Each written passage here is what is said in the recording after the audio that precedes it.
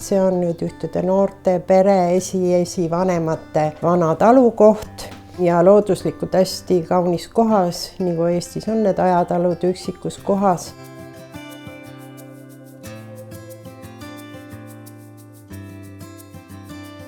Ja need noored hakkasid seda kodu ja seda loodust kohta sinna väga hindama ja ehitasid alguses siia väikse suvemaja endale, arvates, et sellest suurest majast ei ole mingit lootust midagi saada, et nad peavad selle ümber lükkama. No ja siis nad pöördusid minu poole, et ma tuleksin, vaataksin, et kas sellest majast üldse on võimalik midagi teha ja siis mul ikka kogemusi oli ja jagasin ära, et siin on nii palju väärtuslikku, et selle maja asemel pole küll mõtet uut maja ehitada ja nii see algas. Nüüd ongi hästi tore võrrelda. Mulle meeldibki nende vanade majade juures see, et hästi kihvt on see võrdlus, mis oli ja mis on, et need on ikka meeletu vahe, et endalgi tore vaadata ja siis näed neid inimesi, kes ka õnnest säravad, et on mingisugusest jubedast asjast nii kihti asja saanud. Vaatadki selle pilguga, mis need ehituskonstruktsioonid on, et siin oligi nii, et katus oli õnneks nii tugev olnud küll eterniidist, et ta ei olnud läbi lasknud ja need seinad ja kõik põrandad, kõik olid säilinud. Muidugi nad olid ajahambast väsinud ja sellised ei näinud nagu esteetilised välja, aga nagu jagasid ära, et see kõik on tugev ja siin annab teha. Hästi vahvad on siin need vanad ahjud, mis on säilinud, millega seda maja soojaks kööti. Pliit oli ka vana alles, aga see oli lihtsalt nii amortiseerunud, et selle asemele tegime uue. Aga korstnapüühkja vaatas need korstnad üle, kõik töötas ja lihtsalt sai nad niimoodi viimistlus korda tehtud ja töötavad. Ja siis hakkasimegi niimoodi jupiti koos omanikuga vaatama, et mis siin teha annab ja mida nemad nagu sooviksid. Ja eks ma siis soovitasin ka, mis mul jäi sellest kodust. Kuna maja on suht suur selle aja kohta, kui ta eelmise sajandi alguses asutati, et inimesed olid ilmselt heal järjel, et teda ei ole niimoodi väga väike maja, et siin on ikkagi mingi 100 ruutu või rohkem see esimene korrus. Ja siis sai see ruumiprogramm üle käidud, kus mis tuleb, aga et me ei muutnud siin nagu midagi. Selles mõttes, et kõik ruumid jäid paika, nagu nad olid välja arvatud, et kus praegu on nagu pesuruum, nii-öelda duširuum, et seal oli vanasti sahver ja mingi õudne rottidega mulle auk. Et see on nüüd uus ruum, aga muidu köök jäi köögiks ja toad tubadeks ja lihtsalt väljast sai juurde tehtud majale tambur, mida ei olnud, tuulekoda, mis meie kliimas ja maal eriti õigustab ennast ja suur terrass.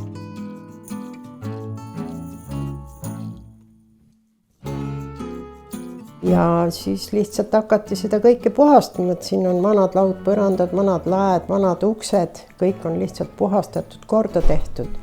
Ja sisekujunduses siis ka, et sellele ajastule omaselt püüdsime siis seda stiili teha nii, nagu selle ajal umbes oli, sest uut tuleb väga palju peale, kuigi vanasse majja võib täiesti modernse asja teha.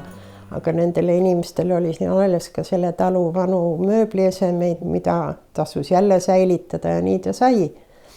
Ja näiteks mul ei ole siin ainult palk välja toodud, et mulle endale tundub, et kui on seda äärberi tüüpi maja, et siis on tapeedid ka hästi asjakohased ja kuidagi soemad ja helgemad kui üleni palkseinad. Et siin ongi osaliselt palk ja osaliselt see puitpaneel, tapeedid.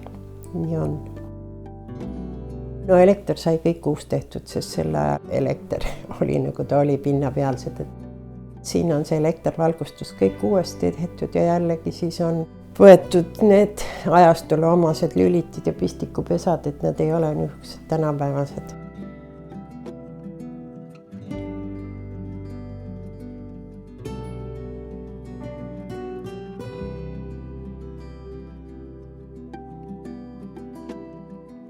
Ja sisustuses ongi nii, et noored inimesed, nad on püüdnud nagu oma võimalust mööda seda talu settida ja nad räägivadki, et mis võiks teisiti olla, aga nad lihtsalt korraga ei jõua, noored inimesed, aga nad on selle maja ellu äratanud ja ennast siin sisse asutanud ja miski jäi. Siin oli päris palju vanu asju säilinud, et mulle see väga meeldib ja siis, kui ma siin käisin alguses ja pildistasin, ma pildistasin neid vanu mööbliesemeid ka üles, laudu ja toole ja pinke ja mis siin alles oli. ja siis vaatadki selle järgi, et mida juurde on vaja.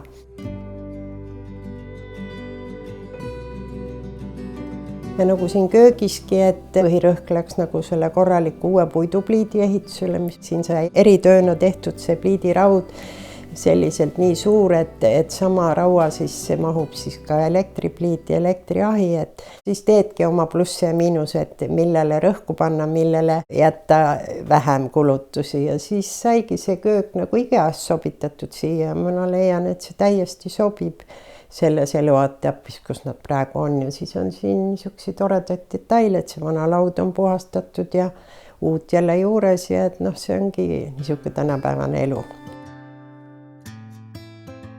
Aga valgustid muidugi, see näiteks on hästi tore, et mulle meeldib, kui need on nagu niisugused maamaja valgustid, et siin ei ole niisugused tänapäevased disainvalgustid, et nad ongi niisugused toredad plekist ja niisugused mõnusad lühtrid, mis sobivadki niisuguse maamajja ja annavad niisugust toredat meeleolu.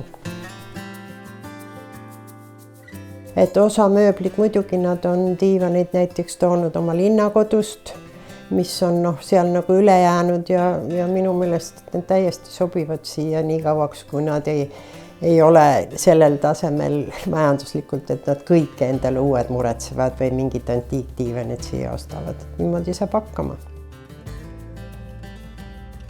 Vanades talumajades oli niisugune ringsüsteem, et keskel olid korstnad ja siis käidi ringiratast ümber nende korstande. Aga siin on see saanud kõik säilitada, kuigi siit veranda poolt magamistuppa sellest kahepoolsest uksest ei käida. Seal on vanemate magamistuba, niisugune privaatruum. Aga et see kõik on säilinud ja ongi vanad uksed on kõik alles ja kui siin vaadata, et need lengid vanasti olid niisugused igavesed jurakad palgid, ega siis niisuguseid lenge ei olnud nagu tänapäeval, et need kõik on säilinud. Aknad olid muidugi nii läbi, et maja aknad on uued tehtud. Mis on säilinud, on selle veranda aknad on vanad, et neid ei ole veel lõpuni restaureeritud, aga et need jäeti vanad, et nende puhul ongi see, et kui sa tahad seda soojustada ja pakette teha, siis tänapäeval keegi ei lõika neid veranda aknajaotusega neid pakette, et see läheb nii pööraselt kalliks, siis pannakse lihtsalt ühes tükis klaas ja kleebitakse need liistud peale, et see on jälle niisugune pseudo natukene, et selles suhtes on, kui nad ei soojustagi seda verandat, siis ta ongi niisugune suveruum ja hästi tore oma originaalakendega.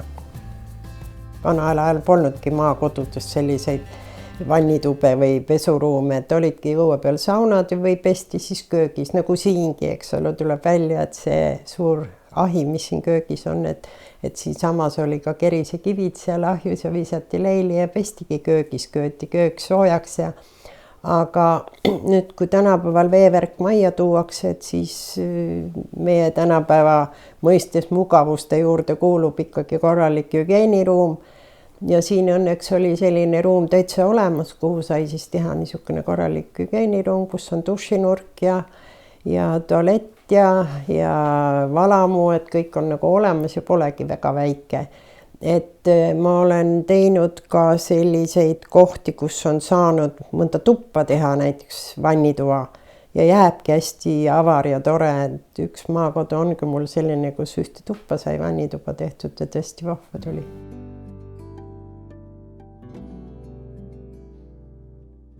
No materjalid ikka, see on nüüd palkmaja, eks, et ega siin ei hakkagi mingid ersatsmaterjale kasutama.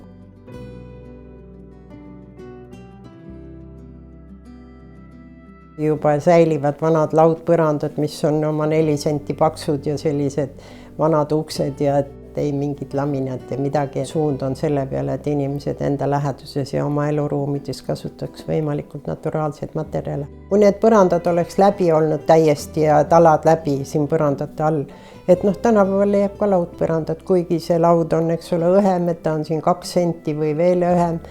Laudparketti ma eriti maamajja ei paneks, et pigem ikka ehtsa laudpõranda, et need laud on ka praegu igasuguseid saada. Hästi toredad ongi need maakodud just koos selle ümbrusega, et kui on veel õnnestunud niisugune reljeefi või toredat maastikku ja hästi toredaid vaateid, et see on ikka võrratu, et midagi kihvtimat ei saagi olla, kui tore loodus su kodu ümber. Siin on vana õunapoed, näiteks kunagi oli ta olnud Eestis suht kuulus niimoodi õunakasvatajad, need esivanemad, et need vanad õunapud on säilinud, mis on niivõrd meeleolukad ja vahvad ja õunu täis ja siin mäekünka otsas suur õunapoed, et hästi tore. Ja kuna neil on lapsed, siis on siin ka lastele oma kohad nüüd, kiied ja värgid. Ja ongi tore, et need lapsed siin looduses kasvavad, et nad ongi hästi vahetud niisugused suhtlejad, et kui siin nendega suhelda, et nad on nii abivalmis, toovad õunu ja toimetavad ja kohe ma ise, et siis ma leiangi, et nendest lastest, kes looduses kasvavad ja harjuvad niisuguse talueluga ja koos tegevusega oma perega, et nendest tulevadki niisugused vahvad inimesed, kes elu sätta ei jää.